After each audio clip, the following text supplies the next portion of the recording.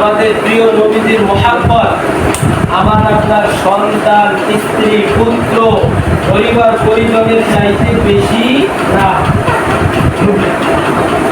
আসলে একটা কথা বলাও সহজ, শোনাও সহজ, কিন্তু আমাদের চিন্তা করতে হবে, বাস্তবতার সাথে মিলিয়ে নিতে হবে। হাদিসের ভাষ্য কি?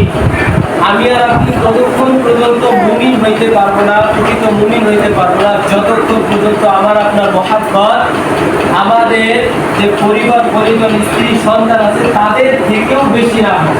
কার প্রতি? আমাদের নবীজির প্রতি। এখন প্রশ্ন হলো, আপনারা নিজেকে নিজেই প্রশ্ন করেন, আচ্ছা যদি এরকম কেউ আমার সন্তানকে অপহরণ করে, আমাকে যদি বলে যে যদি তোমার নবীর মুহাব্বত তোমার সন্তানের চাইতে বেশি হয় তাহলে তোমার সন্তানকে আমি একবারে শেষ করে দেব, আর যদি বলো কম তাহলে সন্তানকে ফিরিয়ে দেব, এরকম একটা কঠিন পরীক্ষার সম্মুখীন যদি হই, আমরা কয়েকজন শিখতে পারবো? উত্তর দেওয়ার দরকার নাই, নিজে নিজেই ভাবো।